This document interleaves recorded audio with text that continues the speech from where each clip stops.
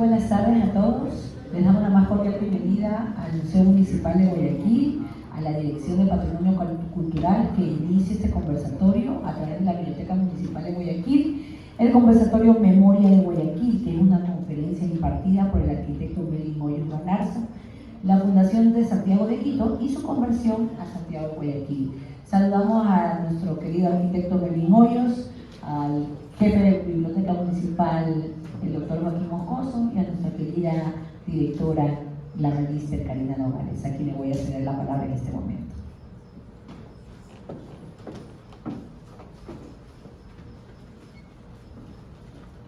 Bueno, muy estimados asistentes, colegas y honorables invitados.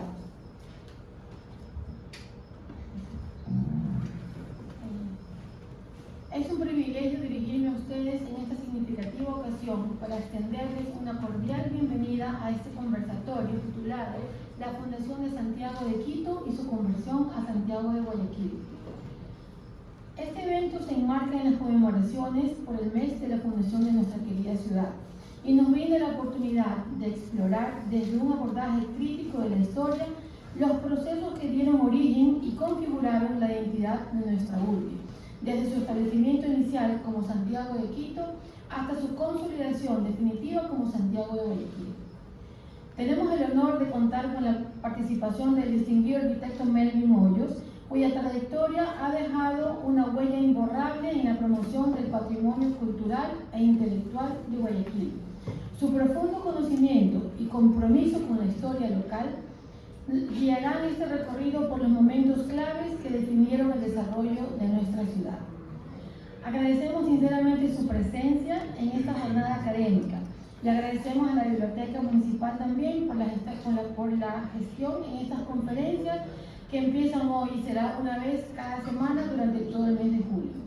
Que este espacio sea una fuente de inspiración y conocimiento, fortaleciendo nuestro vínculo con la rica herencia de nuestra ciudad. Bienvenido, Melvin, y muchas gracias.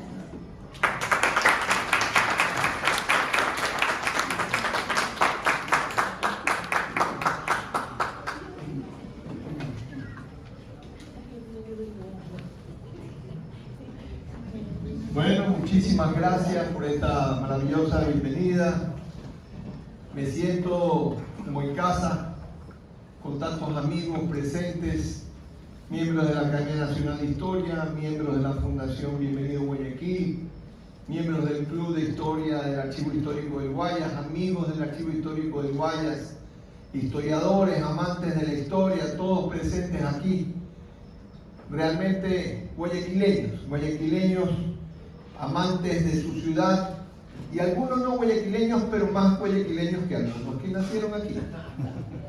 Bien, este tema es, como bien saben ustedes, uno de los temas más espinosos de la historia de América. No es de la historia ecuatoriana nomás, de la historia de América. Porque nadie me puede decir cuántas ciudades existen en América que experimentaron un proceso fundacional tan increíblemente enredado y complejo. No hay ninguna. Yo conozco ciudades que han experimentado como mucho 3 reasentamientos. Una fundación y 2 reasentamientos, para de contar. Pero lo que pasó con Guayaquil es otra cosa. Y tiene lógica, una lógica aplastante. La primera razón, el primer argumento es porque Francisco Pizarro tenía que hacer que la ciudad de Santiago sobreviva. ¿Por qué? Porque estaba en la cédula real de Carlos V que tenía que estar establecida Santiago. ¿Para qué? Para que los territorios que estuviesen hacia el sur fueran los territorios con dominio de Francisco Pizarro. Esta ciudad no podía desaparecer. Primer argumento. Segundo, es la primera ciudad que se funda con el nombre de Santiago, el patrono de España. ¿Cómo puede desaparecer la primera ciudad que se funda con el nombre del patrono de España? No podía desaparecer, había que reasentar, buscar en dónde ponerla, pero tenía que sobrevivir. Entonces, por eso es que es tan enredado este tema. Primera cosa, ¿por qué fue tan difícil tan pero tan difícil resolver el tema de la fundación por un error que se da desde que comienzan a buscar el acta de la fundación de Guayaquil. Porque comenzaron a buscar el acta de la fundación de Guayaquil. Suena raro. No debe sonar raro. ¿Cómo se les ocurre? Los españoles iban a buscar, iban a fundar una ciudad con un nombre nativo. Ridículo, absurdo. Se pasaron buscando siglos el acta de la fundación de una ciudad que los españoles jamás pudieron haber fundado. Los españoles tenían que haber fundado una ciudad de nombre Santiago, pero no una ciudad de nombre Guayaquil. ¿Quién se le ilumina el cerebro y se da cuenta de que ese era el error? Miguel Aspiazu Carbo. Pero no me voy a adelantar. No me voy a adelantar porque así no lo tengo pensado hacer. Vamos a entrar primero en los antecedentes. Vamos a dividir esta charla en dos partes. Los antecedentes que vive el tema y en qué momento el tema comienza a aclararse hasta que se aclaró definitivamente. Debo hacer aquí un paréntesis y este paréntesis se justifica terriblemente. ¿Por qué? Porque sigo viendo en los periódicos y sigo escuchando en la radio que en Quito están festejando ya que el 15 de agosto del 34 se da la fundación primera de Quito. Falso. San Francisco de Quito se funda el 28 de agosto de 1534. No fue el 15 de agosto. El 15 de agosto se funda Santiago de Quito, que es otro cuento. La villa de San Francisco aparece el 28 de agosto del 34. Y la villa de San Gregorio de Portoviejo es otro cuento. Esas son tres poblaciones que tienen que ser fundadas para que se haga realidad el acta, la cédula legal de Carlos V. Pero vamos, ¿qué es lo que termina pasando aquí? Miguel Aspiazu Carbo se da cuenta de que ese era el error. Y para poder confirmar de que ese era el error, de que estábamos investigando dónde estaba el acta de la fundación de Guayaquil, cuando deberíamos estar investigando dónde estaba el acta de la fundación de Santiago, se va a Quito, al Archivo Nacional, y busca en el primer libro de actas de Quito. Y encuentra el documento en donde se funda la ciudad, óigame bien, la ciudad de Santiago de Quito, el 15 de agosto de 1534. ¿Ya? Esta ciudad debía de ser, pensó Aspiazu, la misma ciudad de Santiago que es trasladada a la costa. Ahora, ¿por qué se funda? ¿Por qué se funda? Aquí vale otro paréntesis.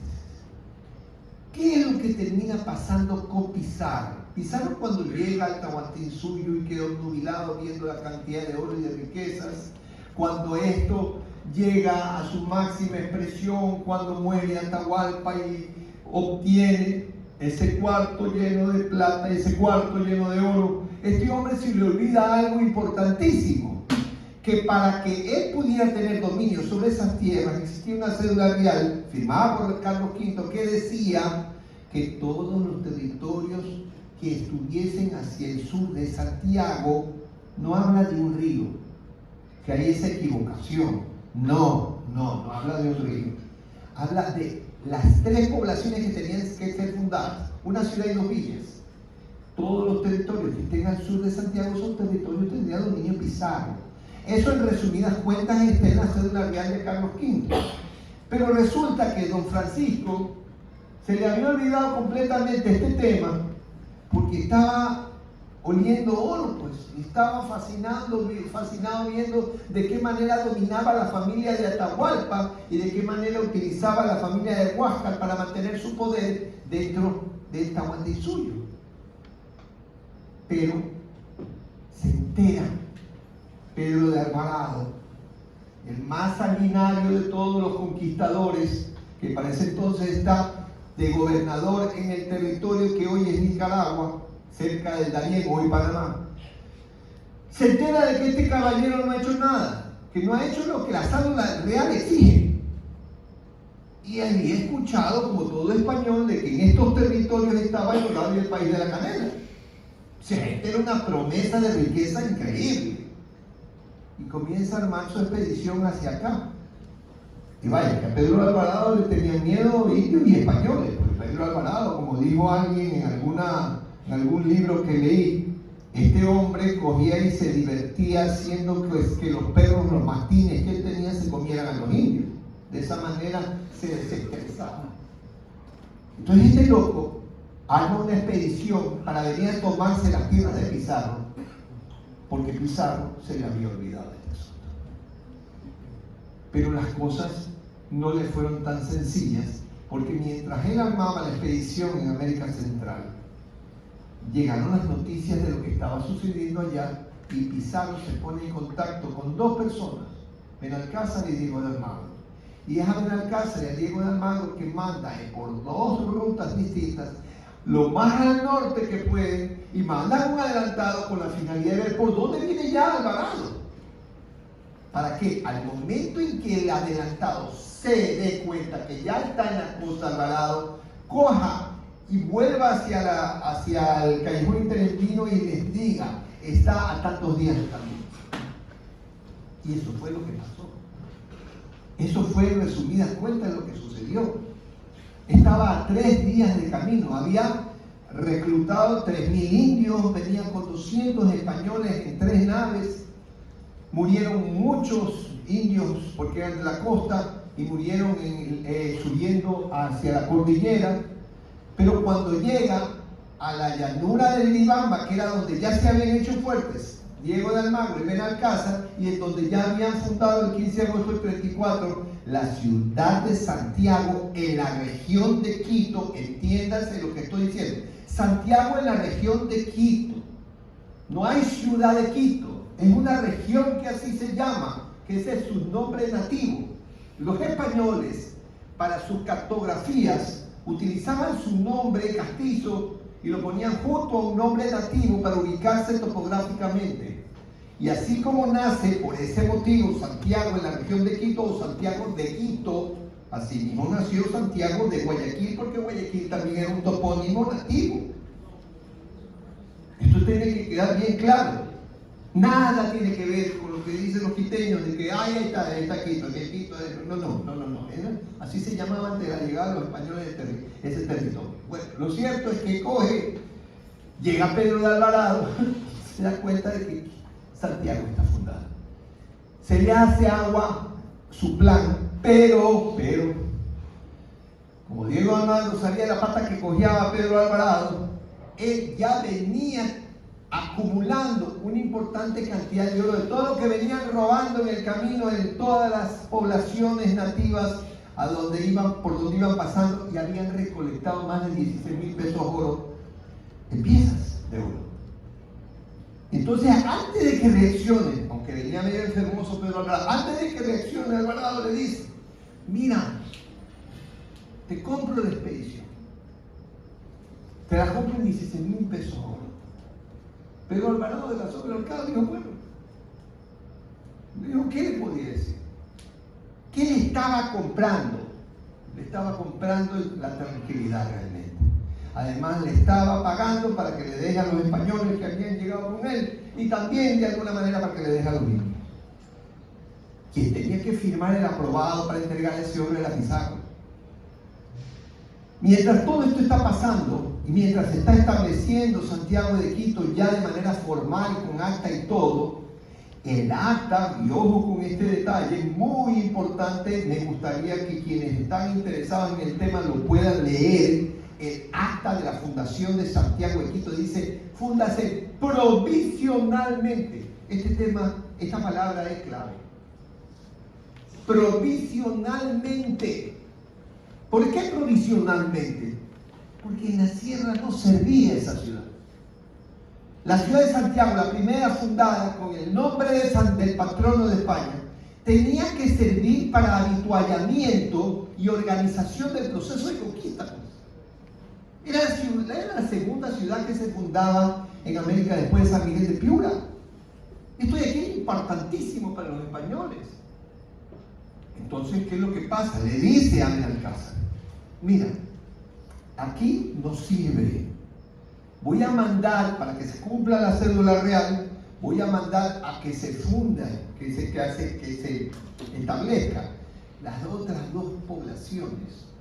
Y vamos a hacer que se funde una villa más al norte, que vamos a llamarla San Francisco, y vamos a hacer que en la costa, allí en el puerto en donde llegamos, a donde nos bota la marea, que no es otra cosa, la zona de Montecristi y Manta, allí en ese lugar, en ese puerto viejo, vamos a fundar la ciudad de San Gregorio, la villa de San Gregorio.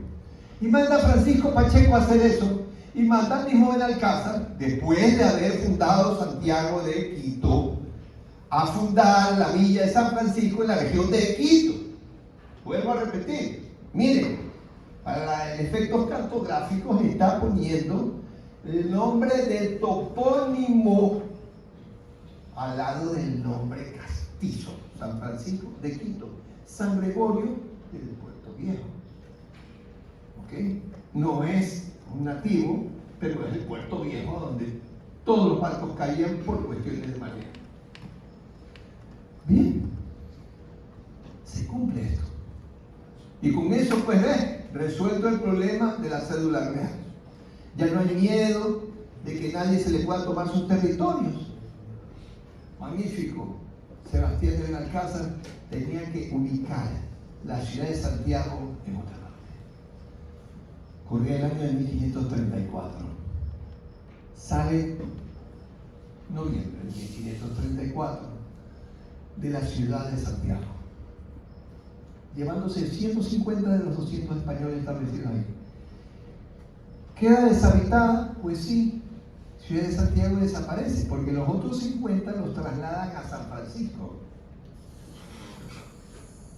Hasta aquí estamos claros de cómo es que se da este tema y el porqué de Santiago de Quito y por qué San Francisco de Quito, por qué San Gregorio de Puerto Viejo, y ya vamos a ver el porqué de Santiago de Guayaquil.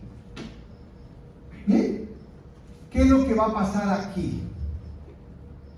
Este planteamiento es el que hace Miguel Aspiazu Carbo al descubrir, seguimos en antecedentes, todavía no entro en materia.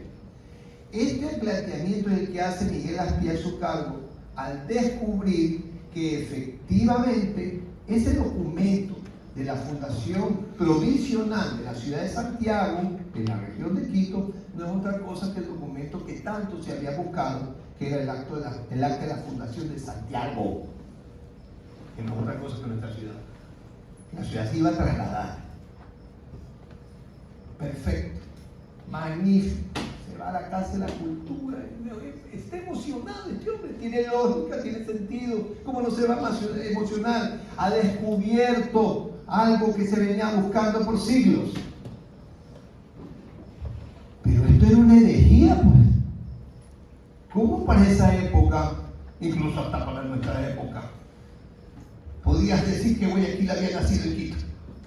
El regionalismo se encendió, hizo que pararan los pelos a la este tipo está loco, pero hay una persona en particular que la espuma se le salió por la boca.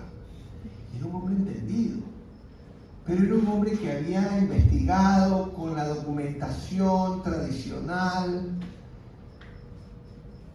Era el doctor Rafael Euclides Silva, que ya había hecho un librito que se llamaba Biogénesis de Guayaquil. Y lanzan esto. Tú me estás loco, tú me estás loco. Y saca un libro pequeñito que se lo publicó en la universidad, en donde, entre otras cosas, no recuerdo bien el título, pero lo posible, lo imposible y lo disparatado, algo así es, de la Fundación de Guayaquil. Y cuando habla de lo disparatado, pues está hablando del planteamiento de Miguel Aspiazu. ¿En qué se había basado Rafael Euclides Silva? En algo que tradicionalmente habían hecho los guayaquileños y que estaba sustentado en ¿qué? Me voy más atrás todavía, más atrás.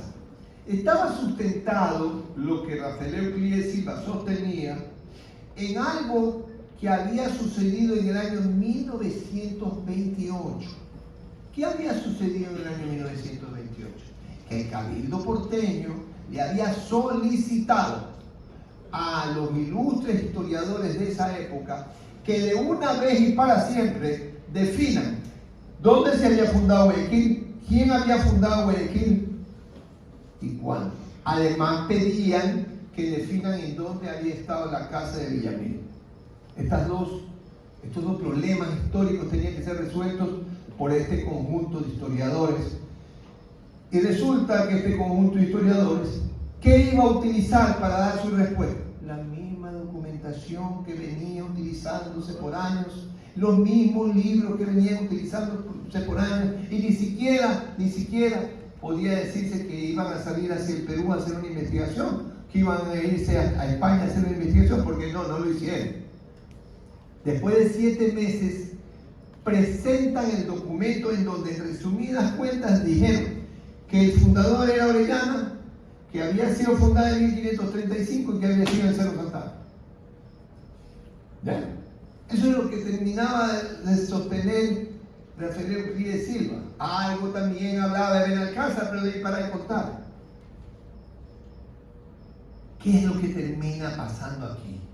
Aquí lo que termina pasando es que hay una pugna brutal entre Azpiazu y Rafael Euclides Silva. Una pugna permanente por periódicos, en la Casa de la Cultura. En el año 1971 cree Azpiazu que va a poner una pica en Flandes cuando coge y muestra un documento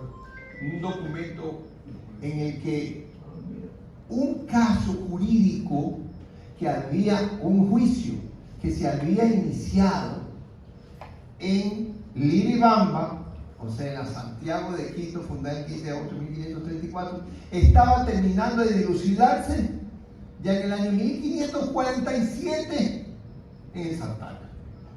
Entonces, indiscutiblemente, y lo dice Miguel Azpiazu, señores, ¿qué más prueba tienen que la Santiago de Quito es la Santiago Guayaquil que está en Santana? ¿Qué más pruebas quieren? Pero ¿saben qué? El regionalismo puede mucho. Y siguió siendo objeto de burla los planteamientos de Azpiazu. Pero aquí viene el inicio de la segunda parte de esta charla. En el año 1956, una mujer muy estudiosa que se había dedicado a la investigación histórica y que había sacado su doctorado en historia en 1956, la doctora Dora León de Sapio, ella toma la decisión para el año 68 de investigar esto a fondo. Había leído el libro de Azpiazu, había leído muchos documentos, y aun cuando había sido profesor de ella, Rafael Euclides Silva, terminó creyendo más en el planteamiento de Azpiazu. Y esta mujer extraordinaria, porque no le cabe otro calificativo, dedicó media vida a investigar en el archivo de Indias la verdad sobre este tema. Publicó en 1971 una obra sobre Santiago de Nueva Castilla, publicó en 1974, me parece, una obra sobre Santiago de Quito, y hizo una infinita cantidad de investigaciones y descubrimientos que nos acercaron a la verdad de una manera increíble. Y ahora es que entramos en materia. Dora León es la responsable de la dilucidación definitiva de este tema. Primera cosa, Miguel Azpiazu definitivamente concordó con Azpiazu en que lo que había pasado era eso, lo que él había descubierto. Se había fundado Santiago de Quito de manera provisional y había que trasladarla. Definitivamente Benalcázar tuvo como misión trasladarla. Viaja hacia el sur por el callejón interandino pasa por Tomebamba y se le ocurre que como eso está lleno de ríos y como le había dicho Almagro que tenía que estar cerca de una red de ríos, se le ocurre que por ahí podía estar fundándole y le dice un capitán que era el lugarteniente de él, pero aquí estamos lejísimos de la costa, cierto, tiene razón, se va hasta San Miguel de Piura. Y estando por San Miguel de Piura, sube hacia la costa del actual Ecuador. Y estando, unos dicen que en Yaguachi, pero yo creo más bien que sea, como dijo el papá de mi ilustre amigo, yo creo que más bien fue en Boliche. Llegan a ese sector. Y ese sector, ¿qué es lo que tú ves? Riqueza, árboles, fauna, una riqueza en naturaleza que estalla en riqueza. Y le preguntan a un nativo que cómo se llama esa región y el nativo le dice que se llama Guayaquil y que hay una población que lleva ese nombre. Y aquí todo lleva ese nombre, el río, el cacique, la región, todo lleva ese nombre. ¿Y qué quiere decir eso? No en quechua, porque quechua no se hablaba aquí, sino lengua zapiqui. Quiere decir tierra fértil de los quilcas. Y los quilcas eran una de las 17 tribus que conformaban la cultura manteño-huancavilca. Y entonces sí, había un poblado que se llamaba Guayaquil y estaba manejado por un cacique que no es que llevaba ese nombre de Guayaquil, sino que tenía dominio sobre el territorio de Guayaquil, por eso es el cacique de Guayaquil. Esa ya es una conjetura personal, porque yo no creo que todo se haya llamado Guayaquil, sino que hubiera un dominio de tierra que llevaba ese nombre, el cacique tenía dominio sobre eso y por ese motivo le llamaban de Guayaquil, así como el conde de Cornualles, el duque de Gales, el cacique de Guayaquil. Territorio, título. Eso pasa en todas partes del mundo, no tenía por qué ser la excepción. El cacique de Guayaquil termina convirtiéndose en un personaje importantísimo para Benalcázar, para poder establecer al lado de la población en la que él vivía, que llevaba el nombre también de Guayaquil, el río también se llamaba así, el territorio bañado por el Daule y el Babahoyo se llamaba así,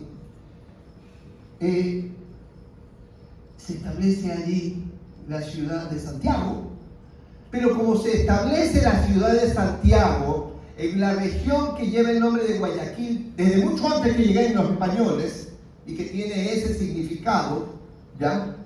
Ese significado, Guayaquil, en la cartografía española, de Santiago, que había sido de la región de Quito, Santiago de Quito, va a ser Santiago de la región de Guayaquil, Santiago de Guayaquil, en la cartografía. Ojo, quiero que nos demos cuenta de que esa es la manera de entenderlo, no hay otra forma de entenderlo. Y entonces la Santiago de Quito, que mientras viajaba, la villa de San Francisco iba desarrollándose, ya había, cuando habían viajado hacia el sur, Benalcázar el 6 de diciembre ya la había dejado reasentada más al norte, el 6 de diciembre antes de salir hacia el sur, la ciudad de Santiago, esta ciudad de Santiago de Guayaquil, que es el territorio que se está estableciendo ya, comienza pues a crecer con los no más de 150, 160 hombres que había venido trayéndose bastante de la casa. Ahora, ¿qué es lo que pasa aquí? Aquí tenemos que ir barajando ciertas situaciones para poder entender de por qué razón tanta reubicación. Esta es la primera reubicación, porque solamente puede haber una fundación, la del 15 de agosto de 1534. Solo una, punto, no hay otra, porque la jurisprudencia española lo permite, sino reubicar después, son reasentamientos. Pero ¿cuándo está naciendo Santiago Guayaquil, señores? Damas y caballeros, está naciendo en 1535. Y aquí viene una cosa que vale la pena destacar, que me parece increíblemente delicioso. Nos hemos matado por años llevando flores al monumento de Benalcázar cada 25 de julio. Y vean los periódicos desde cuando están contabilizando la fundación de la ciudad, siempre desde 1535. ¿Dónde estaba Orellana en 1535? Estaba en Puerto Viejo. Estaba en Puerto Viejo. ¿Quién estaba aquí en 1535? Benalcázar. Las flores siempre han habido que llevárselas al sur, al Parque España, donde está el monumento de Mineros, el de Benalcázar. Allá es que hay que llevar las flores. Yo las estoy llevando en los últimos 4 años, las estoy llevando para allá. Pero como todavía tenemos una educación tan deficiente, en donde esto que estamos hablando, de lo que estamos contando en este momento, es conocimiento para los elegidos nada más. Esto no tenemos los recursos para poderlo difundir de mejor manera para que entre en el pensum académico de escuelas y colegios, que la verdad sobre la Fundación de Guayaquil, sobre el proceso fundacional de Guayaquil, se conozca ampliamente. Esto pasarán décadas y seguiremos viendo flores al pie de Orellana para el 25 de julio. Bueno, pero ¿qué sucede? Sigamos con este asunto. Benalcázar, conquistador muy ocupado, ¿no? Tiene que viajar. Y tiene 2 lugartenientes que se caracterizan por ser borrachos, Daza y Tapia. Y deja a Daza y a Tapia a cargo de la ciudad de Santiago. Y si hay una leyenda que nace de verdad de un hecho histórico, es la leyenda de Guayaquil. Porque casi todo lo que cuenta la leyenda, con excepción de Guayaquil, que no es verdad, porque nunca existió Quil, es que le partieron el nombre a Guayaquil para sacarle mujer. ¿Y qué es lo que pasa? Esa leyenda tiene mucha realidad. ¿Por qué? Porque cuando se va Benalcázar y deja a cargo de la ciudad a Daza y a Tapia, Daza y Tapia se dedican a hacer horrores. Se emborrachan, violan mujeres. Y bien pronto no, porque son no llegan a 200 españoles. Y el pueblo de Guayaquil son 5.000 indios. Y los indios no van a ver tranquilo lo que está pasando. Cogieron y mataron a esos españoles, los rompieron, los despedazaron y quemaron la ciudad. Pero como el diablo a veces ayuda a sus acólitos, este par se salvó. Y se fueron a San Francisco a buscar que los apoyen para venirse para acá, pero como lo conocían los que estaban en San Francisco, la clase pécora que era, nadie los oyó. Pero el que se entera de todo este relajo es Pizarro. Y la ciudad de Santiago no podía desaparecer. Es que no podía desaparecer por una sencilla razón. No se cumplía la cédula real de Carlos V y en ese momento el poder de Pizarro lleva al diablo. ¿Qué es lo que pasa entonces? Coge a Hernando de Saavedra, uno de sus hombres de confianza. Y dice: Hernando, tienes que reasentar la ciudad, pero no te vayas por allá, porque ahí está la cosa encendida, tienes que irte a otro lugar. Pero recuerda que tiene que estar en la costa y cerca de una red de ríos, y si no, cerca del mar. Saavedra trae a la ciudad de Santiago, la traslada a un punto que se dice que daba por donde está el morro y que en ese entonces se llamaba Yagual. ¿Qué nace entonces? Santiago de Yagual.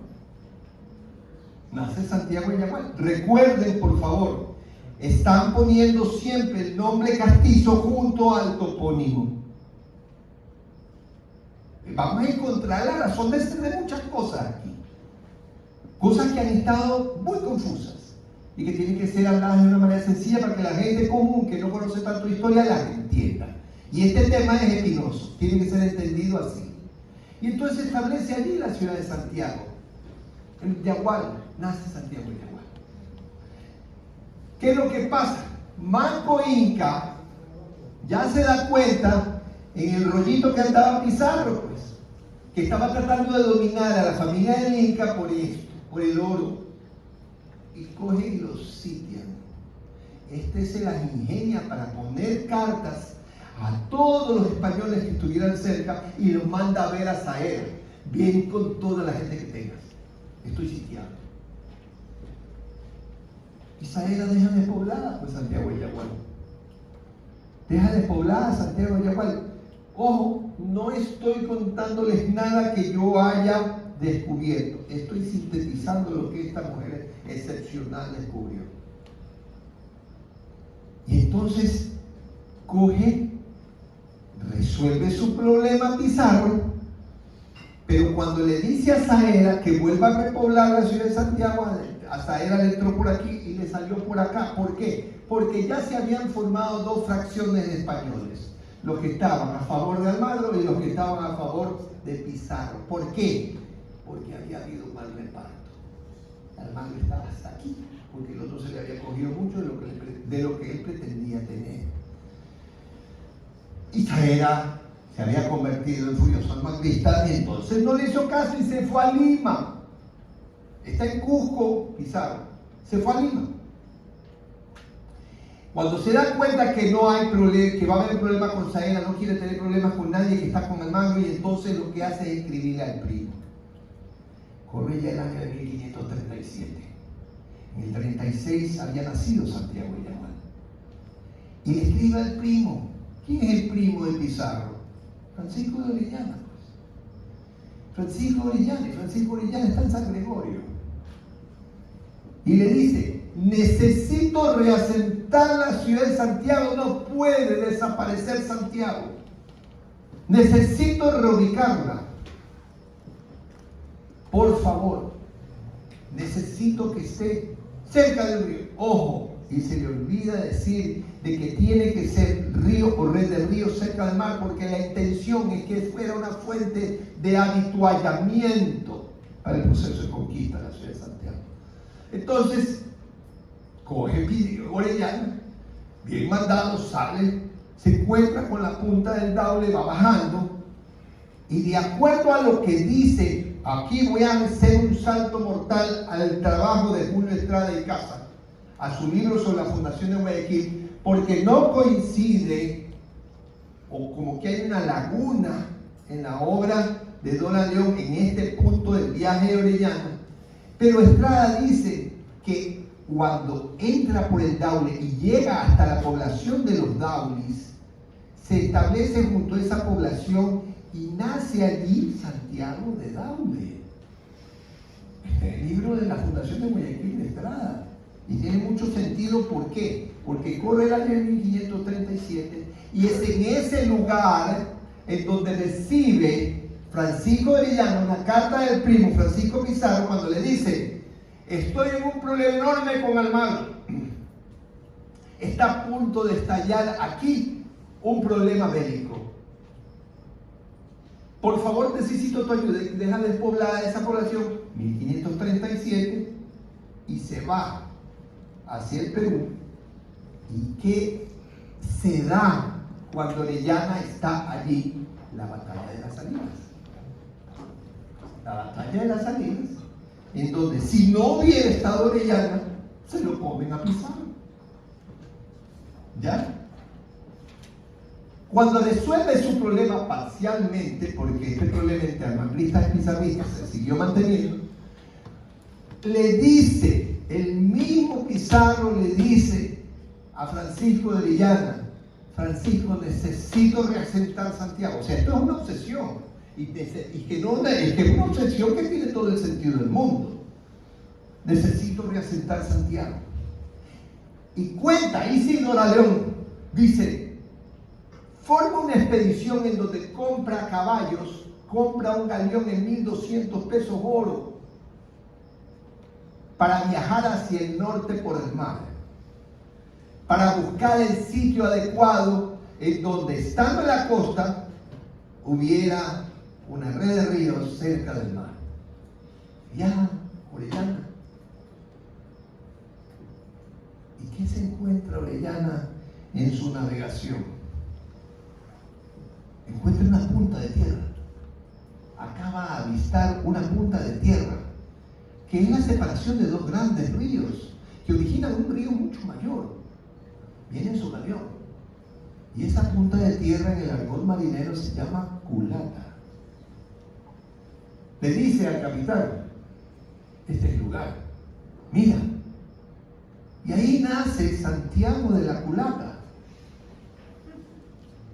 Y Santiago de la Culata nace, según Estrada, no en el Santana, sino en el Cerro Las Cabras. Francisco de Orellana no lo pone en el Santana. Quien pone en el Santana la ciudad de Santiago es Urbina. Vean cómo está cambiando esta historia. Pero esta historia está basada en una documentación abundantísima que se encuentra en el archivo de Indias y que fue perfectamente dilucidada, investigada y escudriñada, ya no solamente por Don León, sino también por Adán Sánchez, el esposo. Historiador de nota que ayudó muchísimo a su esposa a resolver los problemas tanto de la historia de Guayaquil como de la historia de Puerto Rico. Bueno, ¿qué pasa aquí? Se establecen ya en la costa, nace Santiago de la Culata, que a posteriori, para poder pedir el dominio sobre estas tierras, le llamará el mismo Orellana Santiago de la Nueva Castilla. A posteriori le llega una invitación de Gonzalo, el hermano de Francisco, que ya está en Quito, nombrado por el ñaño, gobernador de Quito, que le está invitando, en 1540 lo invita a una expedición, ya sé dónde está el Dorado y el país de la Canela.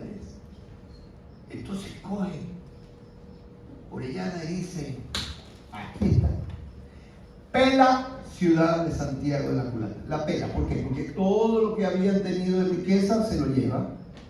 Recluta a la fuerza a 1000 nativos. Y esa es la gran metida de pata de Orellana, la reclutada a la fuerza a los nativos. Porque hasta ese momento, chonos, daules y punaes no se llevaban mal con los españoles. Estaban sentados ahí en el cerro, no había problema con los indios. Pero este coge y recluta a la fuerza a los indios, se lleva todas las armas y toda la pólvora porque la necesita para la expedición y se va a Quito. Se va a San Francisco. ¿Qué resultado? Que el país de la Canela y que Dorado lo que descubrió fue el río Amazonas. Y sale a pedir el dominio de estos territorios al rey de España, se lo dan, pero cuando regresa desaparece. Desaparece porque nadie sabe ni siquiera dónde está enterrado Orellana. La boca de entrada del Amazonas ya viniendo desde España, pero desaparece. ¿Qué es lo que pasa entonces con Urbina que le deja un problema a este vuelo? Interesante. Hay un documento muy, pero muy interesante, cuya copia me la mandó hace muchos años ya, cuando estaba trabajando en Houston, un muy buen amigo. Me manda la copia y me dice, mira, me encontré el documento de cuando Diego de Urbina pide que lo ayuden porque está sitiado por los punaes, por los cholos. Y lo han sitiado y no sabe qué hacer. No sabe qué hacer. No sabe cómo resolver este problema. No está armado. No tiene ningún recurso. Corre el año 1543. Y no sabe qué hacer. De paso, los punaes han cogido al padre Valverde, el famoso, tristemente famoso padre Valverde, que había hecho oír la Biblia a Atahualpa como radio transistor, y cuando no oyó la palabra de Dios, Atahualpa, para allá fue la Biblia, herejía, ya lo agarraron. Ese padre Valverde había pasado por Puná y lo agarraron los punaes. Y los punaes, como actividad ritual, se comían pues a la gente. Pero no es porque le gustara la carne humana, no, era porque era una actividad ritual. Se lo papean al padre Valverde, le cortan la cabeza y le mandan la cabeza de Urbina como para meterle miedo. Pero Urbina no era de los que se le daba miedo nada. A cambio, Urbina termina matándole a 3 caciques. Y a ellos sí les dio miedo. A ellos sí les dio miedo cuando mató a Urbina a los caciques. Y entonces pactan. No queremos verlos aquí. Y es Urbina que en 1543 traslada al cerro que para ese entonces no se llamaba Santana y que algunos dicen que se llamaba Lorinchao, pasa la ciudad de Santiago a ese cerro que está justo al frente. Pero cuando está al frente, bien bonito, bien establecido, y que uno diría, pues aquí se acabó la historia, no. ¿Por qué? Porque todavía había problema entre almagristas y pizarristas. Y en Quito eran almagristas y nosotros éramos pizarristas. Esto de aquí es eterno. Entonces, ¿qué es lo que pasa? Pedro de Puelles, un conquistador con veneno en la cabeza, Se le ocurre que había que coger y venir acá a Guayaquil a castigar a los pizarristas. ¿Cómo se iba a defender? ¿Cómo se iba a defender Urbina? Urbina todavía estaba viviendo el empobrecimiento en el que lo había dejado tanto de armamento como de recursos Orellana. Y entonces lo que hace para evitar una carnicería generada por Pedro de Puelles, lo que hace Urbina es trasladar nuevamente al viejo emplazamiento cercano a la población de Guayaquil, en donde había estado establecida por Benalcázar en 1535 la ciudad, traslada a la gente allá. ¿Por qué la traslada allá? La traslada para que cuando llegasen acá al cerro no encontraran pues, a nadie. Allá se quedan hasta el año de 1546. Y en esa época, cuando le dice él a su amigo Francisco de Olmos, le dice: Francisco, aquí no sirve la ciudad. El mejor lugar en donde la hemos tenido es en el cerro. Ese es un atalaya perfecto y allá puede desarrollarse. Y es Francisco de Olmos quien traslada al cerro nuevamente la ciudad de Santiago, y que en un cabildo ampliado del 25 de julio en 1547 da por terminado el trasiego y los viajes de Santiago. Alguien me dijo: ¿sabe qué? No, eso no es verdad. ¿Por qué sigue moviéndose? ¿Por qué si no nació Ciudad Vieja, Ciudad Nueva, después sigue moviéndose? Sí, pero ya no, ya está, ha pasado muchos años. Vean, ¿cómo no va a ser complicado este tema? Vean cuántos reasentamientos, vean cuántos lugares y cuántos años. ¿Por qué no hay fecha precisa de los reasentamientos? Porque la única fecha que quedaba consignada en el documento era la de la fundación. Los reasentamientos no tienen fecha precisa ni tienen levantamiento de documentos, pero se descubren más o menos años, más o menos meses, cuando se hace la investigación a fondo en los documentos del Archivo de Indias en Sevilla. Y entonces aquí, en resumidas cuentas, ¿qué tenemos? Una fundación puntual el 15 de agosto de 1534 en la llanura de Miribamba, cerca de Riobamba, fundación puntual provisional. Allí no nos vamos a quedar. Aquí no sirve la ciudad de Santiago. Un primer traslado, el primer reasentamiento, probablemente entre octubre y noviembre de 1535, cerca de Boliche. ¿Quién la trae? Sebastián de Benalcázar. ¿Qué nace? Santiago de Guayaquil.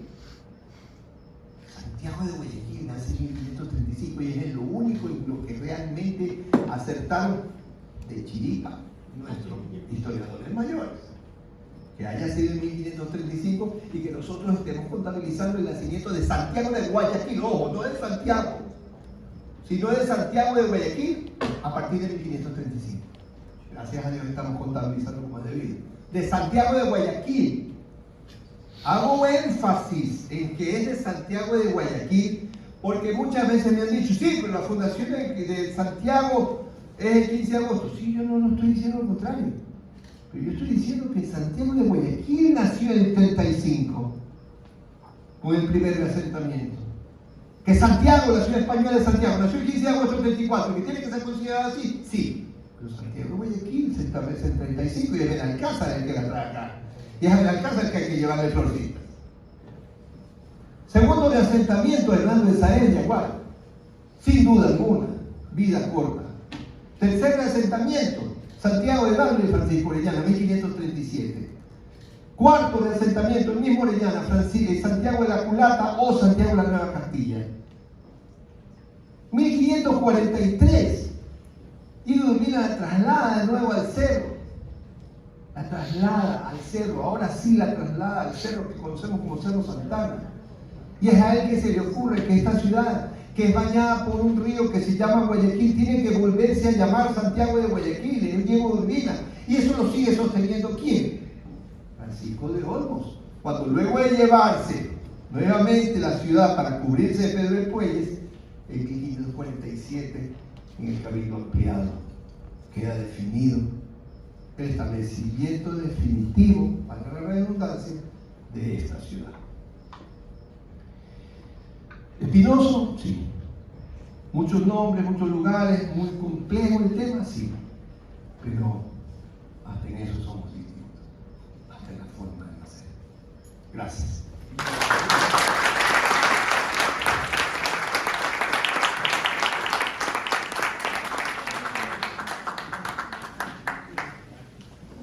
¿Dónde queda el Cerro de los Cabos? ¿Dónde queda? Cerro de los Cabos. Es el primer cerro que ves cuando vienes del sur hacia el norte en Durango. El primer cerro de Durango.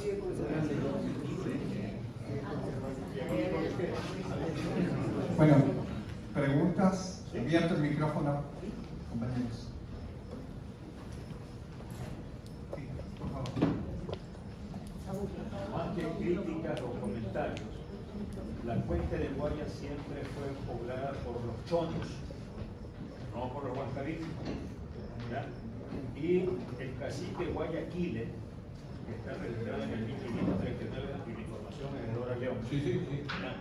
Ella menciona básicamente que hay dos caciques y que el otro tiene que estar de este lado, que es Uruguay, de los huancavitos, ¿no? Ahora, cuando tú analizas todo esto, y hablamos de lo que plantea también Miguel Aspiazo, esto de las fundaciones, da a entender también que pueden haber muchísimas, ¿ya? Pero él aclara algo y dice, se muda. Hay un término que dice, mudarse. Sí, entonces, se funda, pero está trasladándose también. Y toma diferentes nombres. Nada más. ¿Y es que eso es? Sí, pero Guayaquil es chono, y los chonos están en la cuenca del Guaya desde el 500 antes de Cristo, arqueológicamente. Sí, nada más. Ya. Sí, cómo no, claro. Pero recuerda una cosa, que no solo hay chonos en la cuenca del Guayas, no solo hay chonos, y que hay un consenso en saber, en definir que hay varias, que la cultura material folclórica tiene varias tribus, ¿no? Claro que tienen mayor dominio los chonos, sí, efectivamente. Los huancaviques tienen su límite en la cordillera costanera. Otra cosa, mi planteamiento, el tema de que el cacique Guayaquile no es su nombre, es mío. Es un planteamiento personal. Yo no creo que se haya llamado Guayaquile. ¿Por qué? Yo creo que se llamó Guayaquil todo el territorio y el cacique llevó el nombre del territorio como su dominio. Yo soy el cacique de este dominio que se llama Guayaquil. Hasta el río se llamaba así. O sea, en mi punto de vista, en mi criterio. Sí, en eso estamos de acuerdo, pero los nombres los pone el hombre. Siempre.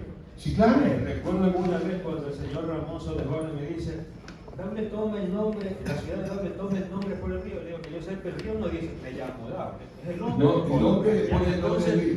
Sí, entonces, en el caso del documento que cita Dora León, ella dice, os deposito al cacique Guayaquil, que es de la nación de los no recuerdo el nombre, que está ubicado en la culata también. Claro, Entonces, pero dice que es el cacique, o sea, le da el nombre ya. Claro, el nombre. claro. Entonces, y la población de Guayaquil está ubicada en el kilómetro 23 de la Dorada, Boliche. Claro, por supuesto. Asentado y ubicado, ¿no?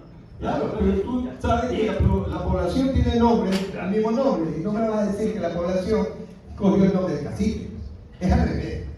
O sea, hay un poquito de sentido común en todas estas cosas, y no hay que cerrarse con anteojeras ante determinados planteamientos de los historiadores, porque para eso sirve esto. Aquí hay que ver exactamente cómo es que deben funcionar las cosas. Si este territorio tiene este nombre, yo no puedo creer que el territorio cogió el nombre del cacique, sino al revés. O sea, es mi punto de vista, yo respeto a todos los demás. Claro, sería como Quito igual, Sí. más o menos, ¿ya? Ahora, yo recuerdo que en los trabajos de arqueología que hicimos en el Cerro de Calentura, que es donde tú vives, que se llama Peñón del Sí, Río, sí. y era un conjunto de tolas. Sí, claro. Y hablo eso del año 80 que hicimos las excavaciones. Las excavaciones en el Entonces, lo que yo he analizado y hemos revisado en el Cerro de las Cabras no tenemos mucha evidencia, pero puede ser de que también haya sido el otro, que está en toda la culata. Y en algún momento le preguntaba a un español de esos marineros, ¿no? ¿Qué es la culata? Y me disculpan la expresión, me dice, donde termina el culo. Entonces, pero Claro. podría ser también eso, porque ahí tenemos las evidencias de algunas tolas.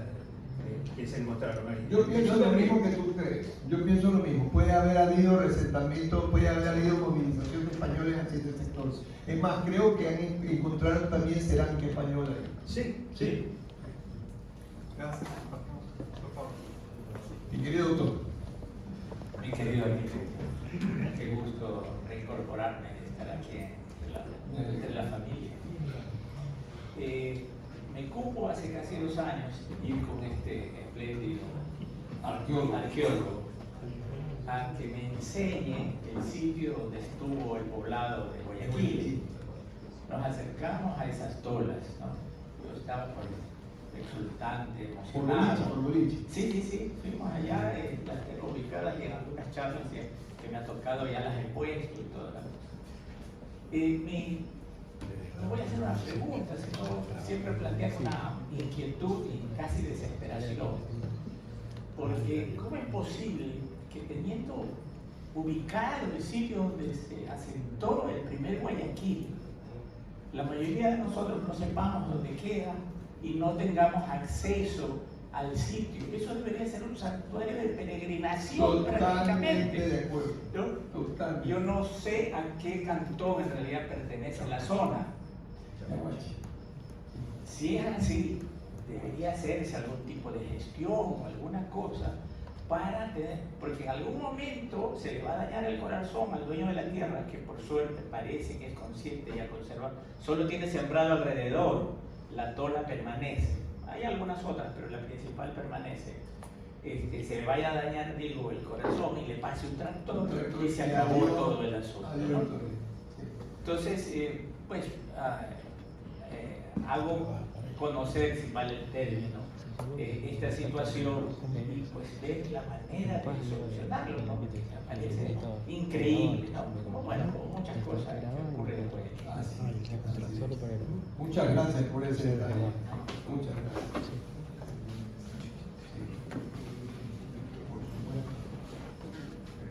¿Alguien más? Por favor. El cacique Guayaquil existió. Claro, por supuesto.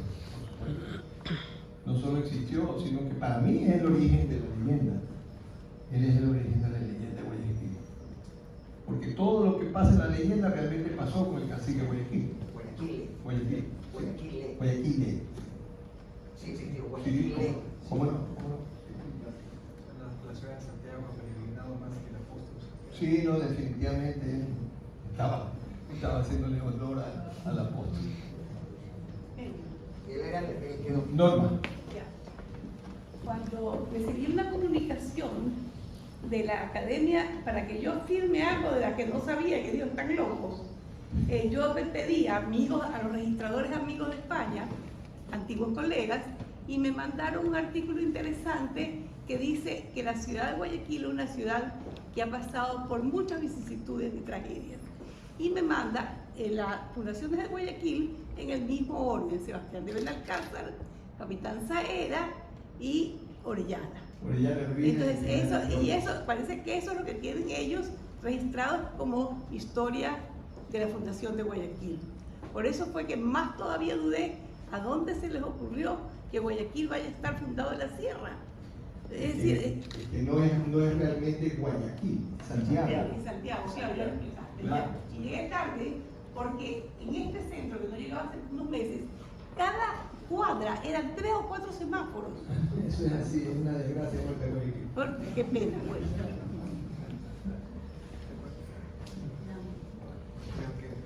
Bueno, agradecemos nuevamente, por favor, los arquitectos Marvin Moyos, un aplauso. A la próxima entrega de Memorias de Guayaquil, con el título también dictado por el arquitecto Marvin Moyos, Guayaquil entre corsarios, piratas y filibusteros, el próximo 8 de julio a las 17 horas, aquí mismo en el auditorio del Museo Municipal. A ustedes muchísimas gracias por habernos acompañado a esta entrega de Memorias de Guayaquil. Pues bienvenidos al mes de julio, bienvenidos a la